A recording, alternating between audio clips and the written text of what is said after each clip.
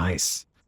Okay, so this workshop is going to ask you to reevaluate whatever workflow you might have been using or considering when you build VR projects.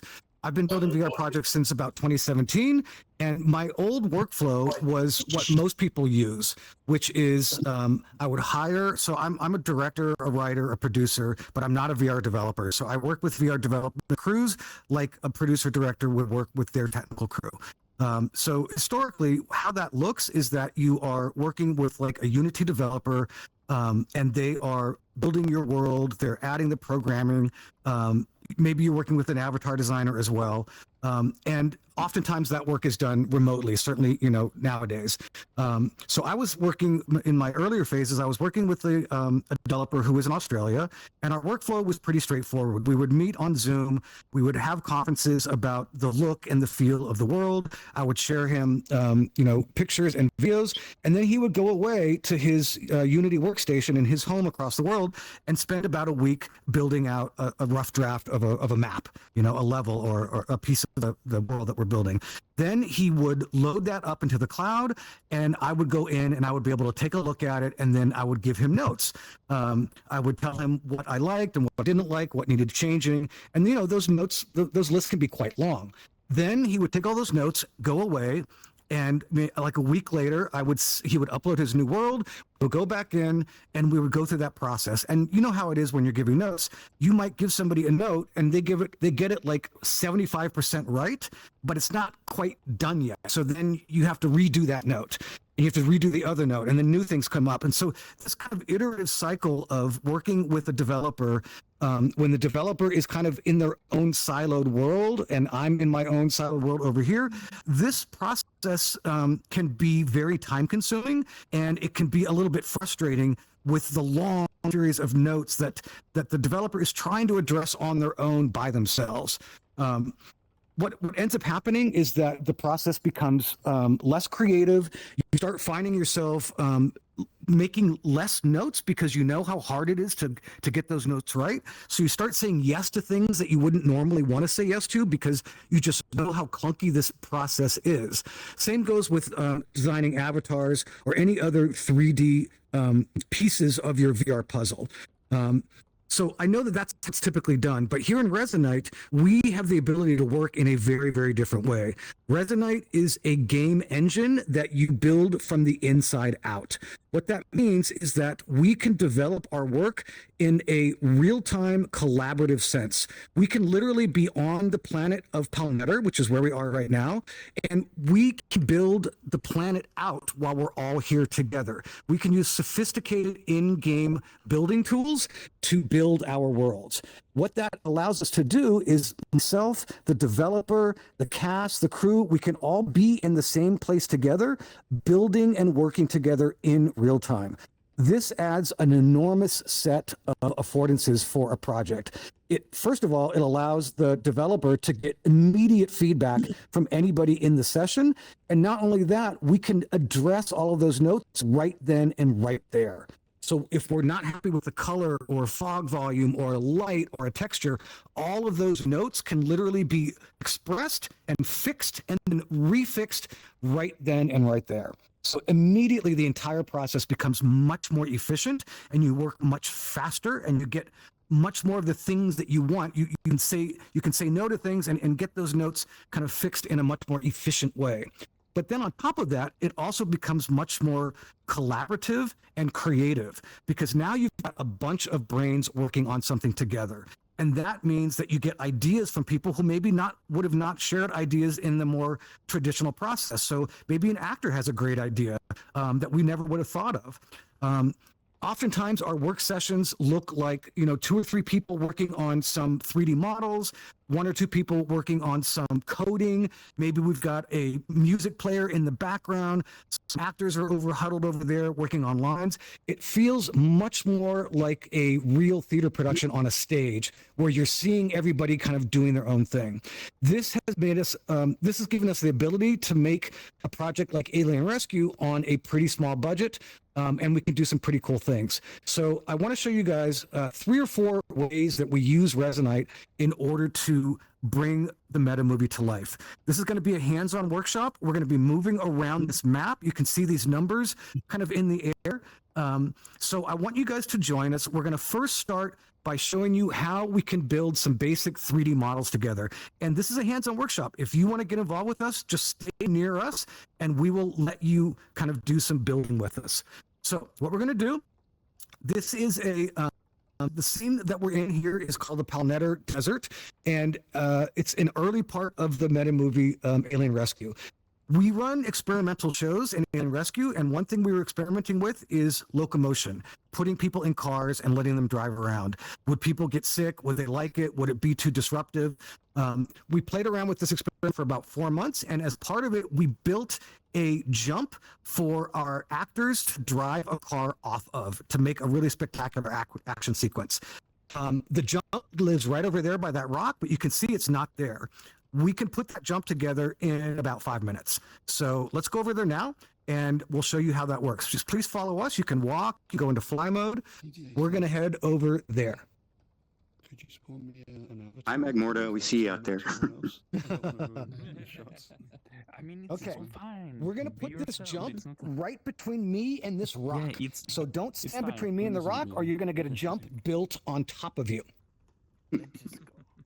Now, the first thing no. we're going to do is, and we're going to be working kind of at the same time because this is the great thing about this. So Zeisel is going to start bringing out the actual jump itself. Going to just take a basic cube while I'll let him talk. Yeah, so of course, Resonite, you're able to spawn out a bunch of primitive shapes like cubes, spheres, other shapes, and then manipulate them in world where we are. Now, of course, a ramp. Unfortunately, we don't have access to a ramp shape, but we can always cheat by spawning a large box and then hiding half of it under the map. So that's exactly what I'm going to do. Just getting the box to be about the right size, probably a bit bigger than that. There we go. And then let's bring it over here. That probably wants to be bigger still.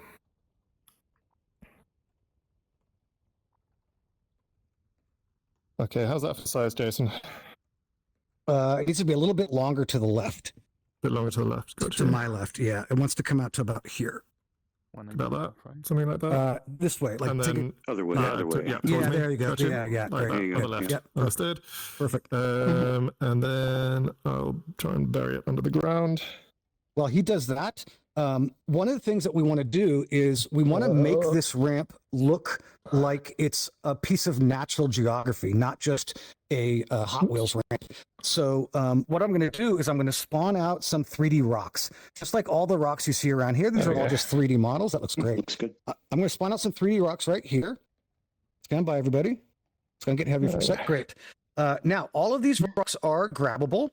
And if you grab it, you can actually shrink it or scale it by using your grab functions on either hand. You can just grab it and scale it up or scale it down. You can even duplicate it and give it to a friend. Don't be afraid to grab stuff. Matty Hater is carrying it around.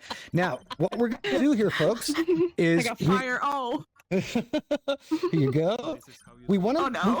We don't want them too big, but what we want to do is we want to start covering the side of the ramp with these rocks. Don't get your rock on the jump part of it or the car will hit that. Oops. Maybe make that, Oops. hold on. Oh, did I just screw up That the was, ramp? no, that was, Yeah. that was, Okay. can you make Okay. that ungrabbable real quick? Yeah, will do. Sorry. What we're going to do is we're going to start putting little rocks on the side of the ramp, just like this. Just like that. Just start I think lining them much up easier would on be the to side of the make it ramp. invisible, the ramp itself. Now, I want to volunteer. I want to volunteer from the audience who wants to help me make this ramp looks more like a Oh rock. my god. Who wants to come help me? Somebody from our audience who's feeling brave. Wow, this is a really big rock. Who is that? Here we go. Ragnarok, over here. Scale yourself up a little bit. That's what I'm saying. Now, what we've got here, Carlos, put the camera on me for a sec so the viewers can see this tool. Go slightly above. What I'm wearing now is a development tool. It just sits on my hand and it has a multi-function. What I'm going to have Ragnarok do is equip it. Use your laser to equip it so it just stays on your hand. Right now we have what is called, yeah, perfect. right now we're using the material gun. And what this does is it can suck up material from anything and then zap it onto something else. So it's using the secondary function. If you've got an index controller, it's the thumb pad. If you've got something else, it's the joystick. Plunge it straight, plunge the joystick straight down. Yep. Great. Now what we have here, if you can see my POV, Rag has taken the material from that rock and pulled it into the gun. Now he can aim that gun and use the trigger, and he can zap that texture anywhere he wants. So go ahead and just use your trigger and laser it. There you go. Good. Hit the ramp. Yeah, perfect. That's really cool. You can even hit an avatar. Go ahead and hit me. Yeah. Wow. Oh, can I? Yeah. Ninja. Rockman. Yeah, I can do the same to you. Look at that. Rag's a rock man.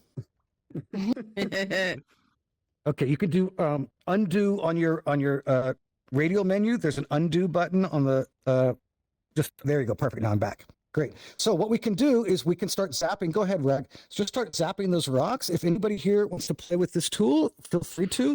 If you make a mistake and you want to undo it, you can undo it by putting it by using your radial menu. And Mediator, one of our loyal fans and quasi crew members, will help you out. You cannot do any damage with that, so feel free to zap anything you want. So as you can see, we're starting to put this, we're starting to make this ramp look a little bit more natural, so it looks like it belongs. We've also got to make sure to put a collider on it, because I think at the moment, if I were to walk, Nope. somebody did. Yay! Oh, I got you already. Yay. Yeah, thank It's not you. So me. now we've It's just put a not me. collider on this thing, so we can walk on it, which is great. And I got most of the rocks, I think, too. You There can we go. Okay. The floor, but do you need to The do floor. it? Yeah, the floor is now the rock. Just do undo, apply material, and you can keep cycling Floor through. is So lava. if you keep going, It's not me. I didn't. it's do the somebody floor. else. Yeah, it's somebody else. That's fine. If you grab it with both hands, you can squeeze it smaller. There you go. Nice. Okay, This so is we've now really turned cool. we've now turned the entire planet to this one rock, which is quite funny. It was I'm sure Oh, it was that Rag. works. Looks Um, good. okay, Mediator, come on over Scorched here. earth vibe. Will you just run up the ramp real quick? This is the ramp that you're going to drive your car off of. So run up there and just get a feel for it. You're going to be hitting it at full speed. Yep. Test it out. Good. And then boom, you're going to fly off. Awesome. Okay. Wow. There is a little bump here from this rock, Mediator. So don't hit that, or you will, or unless there's not a collider on You it. Maybe could we'll just see. turn the colliders off of it if they're even on. Yeah. I don't think so. Give me a try. Now, I with the don't either. ramp built, so you can see we built this ramp in about 2 or 3 minutes. Anything around here can be built in this manner. You can simply see use around. primitives or models that you import and work collaboratively to make something. Now I want to take us to another way that we use Resonite, and that is when we rehearse with our actors. Now, I know that one thing that anybody that works in live theater knows is that reading a script with your cast and crew inside a metaverse is not that easy to do. The first couple of years, I'm gonna reset my scale, Carlos, just to let you know. For the first couple of years that we were working in social VR platforms, making live theater, it was so hard to get a script into the world so that we could all like look at it together and push, and point to stuff. It took years and years before we could even get a script in. Now it's just as easy as importing a PDF. The other really nice thing about Resonite is that any file type that you can imagine, you just pull it into the platform and it immediately spawns. So that goes for JPEGs, PNGs, OBJs, FBX, WAV files, you name it, you just basically drag it onto your desktop and it comes in. So we use these scripts, and we can even scale the script up and down. A really nice thing we can do is we can pin the script to ourselves. So as we're walking or doing blocking exercises, we all can have these scripts right here. Luckily, by now, we've got Alien Rescue memorized since we've been doing it for a while. But what I'm going to show you is how we can use some of the affordances of Resonite to rehearse. So you guys can stay here. The action for this next beat is going to start over at number 3, the car, but then it's going to quickly widen out to take care of the entire map. This is where scaling up might help all of you because it's definitely going to help me. Scaling is in your radial menu. It's at about 4 o'clock on the dial. You have to enable scaling and then use your both hands and a grip function to scale yourself up. And doing this will allow you to see the world in a much more powerful way. And this is going to help me as a director give some directions to my cast over here. So I need this this tool over here. All right, folks. So here we go. We're going to have Maddie is going to be driving. Ken's going to be in the passenger seat. Shoot, do we need another car? Maybe we need 2 cars. All right, so we've got more actors. in the So- shoot. Yep, we can just duplicate the car. So we've got 2 cars.